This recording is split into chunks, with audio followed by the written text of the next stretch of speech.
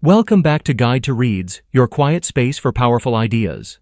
Today we step into one of the most vital frontiers of well-being, your brain.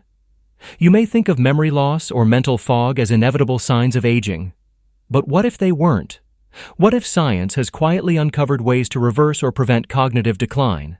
And what if the path to a sharper, more resilient brain was not found in a single pill, but in a personalized prescription? A blend of diet, sleep, movement, and mindset? That's the bold promise behind the Ageless Brain by Dr. Dale Bredesen, a pioneering neurologist who has spent decades decoding the causes of memory loss and designing protocols that don't just slow it down, but often reverse it. You walk into a room and forget why you're there. You misplace your keys, again. You reach for a familiar word, only to find it's vanished from your mind. We laugh these moments off. Just getting older, I guess. But as these cognitive slip-ups become increasingly common, a deeper anxiety lingers. Is this the beginning of something worse? That's the question at the heart of the Ageless Brain. Physician Dale Bredesen challenges the assumption that cognitive decline is an unavoidable part of aging. Drawing on decades of clinical work and cutting-edge research, he offers a comprehensive approach to not only preventing, but potentially reversing that decline. Instead of passively accepting the slide toward Alzheimer's, Bredesen urges us to recognize the control we do have. And it's not just theory. He supports his claims with scientific evidence, medical experience, and a powerful new framework for thinking about brain health.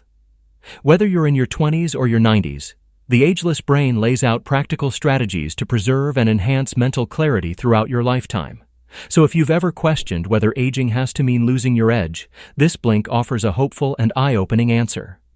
If you're ready to think more clearly, remember more richly, and protect your mind for the long road ahead, this episode is for you.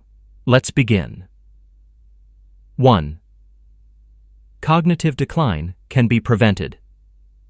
Nina was in her 40s when she began forgetting things. Nothing big, just misplacing bits and bobs every now and then, or experiencing occasional brain fog. But that's normal, right? It's just part of getting older. Well, according to physician Dale Bredesen, that's entirely the wrong attitude.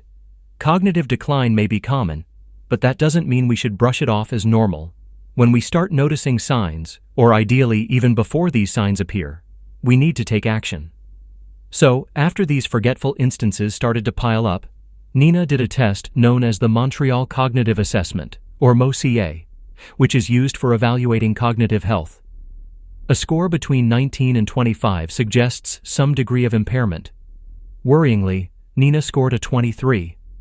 Though still relatively young, she was already showing signs of cognitive decline, an especially worrying development given her family's history of Alzheimer's. Unfortunately, this isn't unusual. Today, people are developing Alzheimer's earlier than ever before. The reasons aren't fully understood. Part of the trend may reflect improved diagnostic tools. We're simply better at catching the disease early. But other contributors, like rising obesity rates and constant screen exposure, may also be playing a role. Whatever the cause, there's no doubt that people are becoming symptomatic earlier. Still, as alarming as this is, there's some good news. Cognitive decline can be prevented and potentially even reversed. Now, this is not yet mainstream science. Many doctors treat cognitive decline as though it's inevitable. But in Bredesen's experience, that's simply not the case. He's done the research and he's seen what can happen when people make the necessary interventions, especially if they're proactive like Nina. The issue is, dementia tends to sneak up on people. They dismiss it as a bit of forgetfulness, a bit of brain fog, a normal part of aging, and they don't realize how much they've declined until they've really declined. So, what should we do? According to Bredesen, the best thing is taking a preventive approach. The earlier the better. If you're in your 20s, start making lifestyle changes now in order to protect your cognitive health in the long term. And if you're older, well, better late than never. The core message is simple but powerful. Cognitive decline doesn't have to be your fate. You can preserve a sharp, youthful brain well into your 60s and beyond. The key is to take action. And in the following sections, we'll show you how to do just that. 2. Tests for brain health. Tests are a great place to start when it comes to preventing cognitive decline. They give you useful data.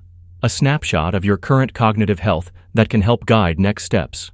In terms of neurodegeneration, there are 6 processes that have a big impact on our brains: inflammation, energetics, toxicity, neurotransmitters, trophic support, and stress.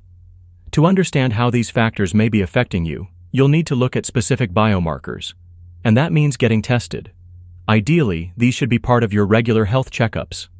Bredesen recommends the following tests: glucose metabolism, ketone levels, ApoB levels, hsCRP, and homocysteine. Now, these tests aren't measuring the brain directly, but to state the obvious, we're not just a brain. Knowing what's going on in our bodies can tell us a lot about the state of our brain health. By monitoring these biomarkers, you might catch early signs of imbalance, subtle indicators that your brain could be at risk. And when it comes to prevention, early detection is everything. Bredesen also highlights a newer generation of tests that assess brain-specific function.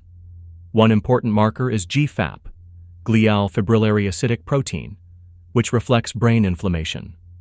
A 2023 study found that GFAP levels can begin to rise up to 10 years before Alzheimer's symptoms appear. Bredesen recommends establishing a baseline GFAP level at age 35, then retesting every 5 years. It's also worth checking your levels of NFL, neurofilament light chain, and p-tau217, other early markers of neurodegeneration. Then there are cognitive tests, like the one Nina from the previous section took, the MoCA, Montreal Cognitive Assessment. Ideally, this should be administered by a professional, but free online versions are also available. Another solid option is the St. Louis University Mental Status, SLUMS exam. Now, a quick word on cost. While you'll need to pay out of pocket for many of these tests, Bredesen points out that in the US, they're surprisingly affordable, often costing less than what many people spend annually on coffee. The real question isn't just whether you get tested, it's what you do with the results. If you catch signs of decline early on, are you willing to make the changes that could protect your brain for years to come? 3. Diet has a huge impact on cognitive health. It probably comes as no surprise to hear that yes, you should eat more vegetables, and yes, you should cut down on sugar. But beyond these general guidelines, there's a specific kind of diet that Bredesen recommends for optimizing brain health. Aim for the following: a plant-rich, mildly ketogenic diet. It should be high in phytonutrients, fiber, monounsaturated fats, omega-3 fats, and detoxifying cruciferous vegetables. Eat low-mercury fish, avoiding tuna and swordfish. And preferably, you should also avoid grains, dairy, and simple carbohydrates. A vegan or vegetarian diet can be healthy as long as you make sure you're getting all the nutrients you need to sustain your brain. Meat is fine in moderation, but it needs to be good quality. Pastured chicken, for example, or grass-fed beef. Now, if that all sounds like too much, here's a principle to keep in mind. Remember the Skittles slogan, "Taste the rainbow." Aim to do that with fruit and vegetables rather than candy. When planning what to eat for a day, that might mean purple onions, green avocados, and red raspberries.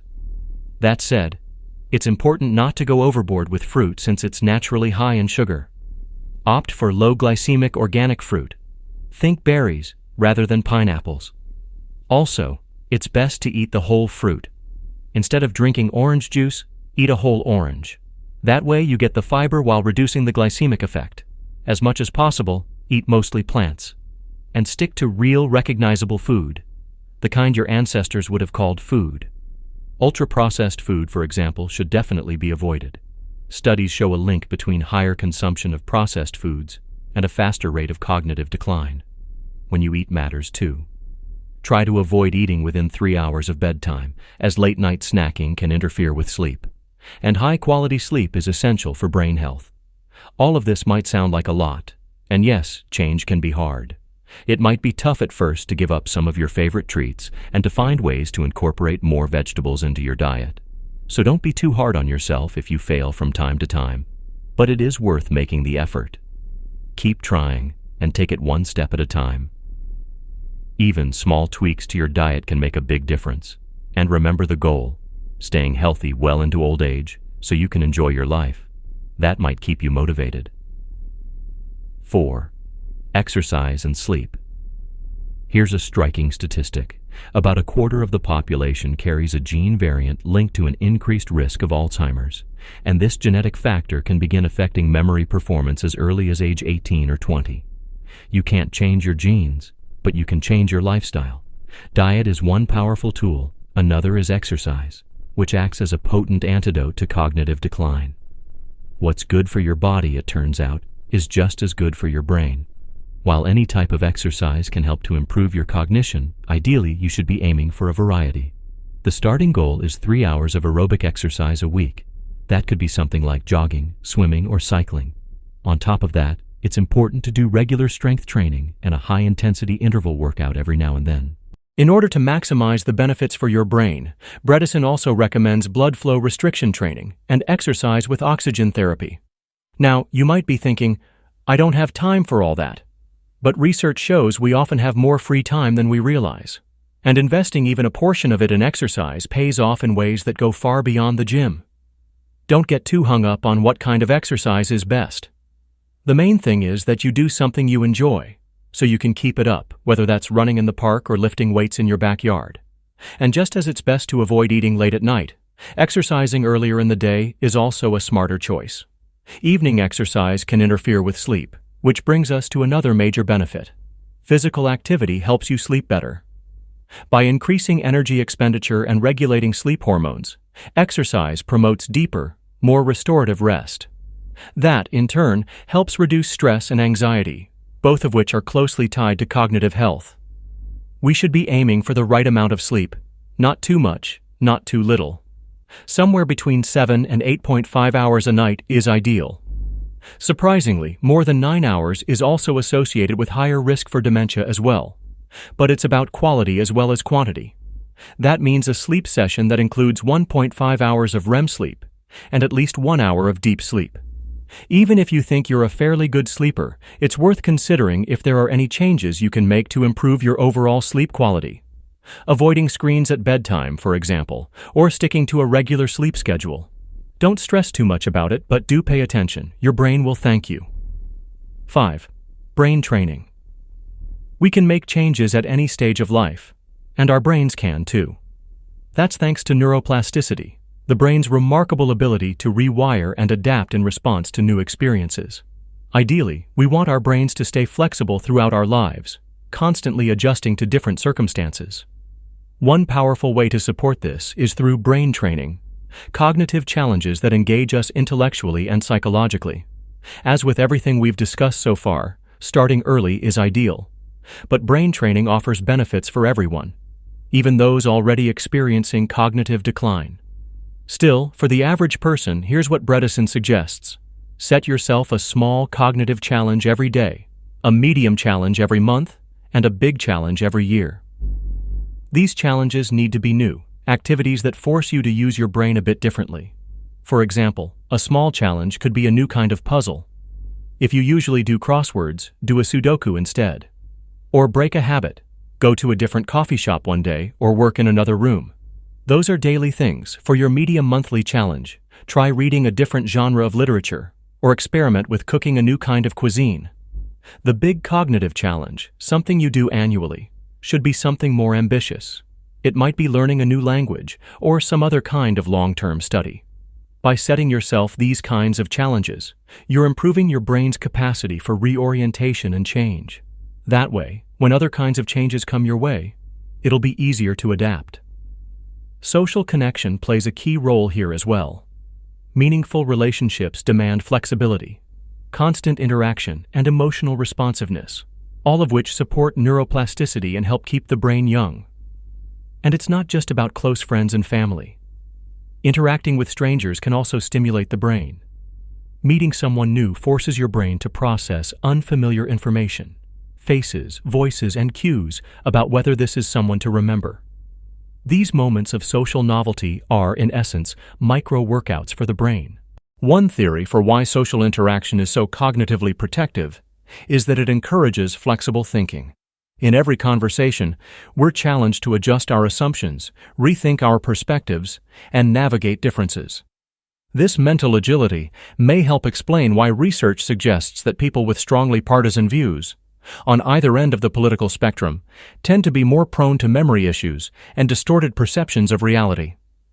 It's yet another reason to stay curious, open-minded, and engaged with those who see the world differently. Ultimately, brain training needs to be both neurological and psychological. By taking a holistic approach, we can build a more resilient brain, and hopefully we can stay young even as we get old. Final summary. The Ageless Brain is more than just a guide. It's a roadmap to reclaiming your mental clarity, to safeguarding your mind against time, and to living with presence and purpose deep into your later years. Dr. Bredeson's core message? Cognitive decline is not a life sentence. It's a solvable puzzle, and the pieces are in your hands, your habits, your nutrition, your sleep, your tests, your choices.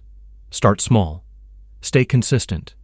And remember, protecting your brain isn't about fear of decline. It's about honoring what makes you you. Thank you for tuning in to Guide to Reads. If this episode sparked insight or action, share it with someone who matters, and subscribe for more mind-expanding ideas, distilled with care, just for you. Until next time, stay sharp, stay curious, and stay present.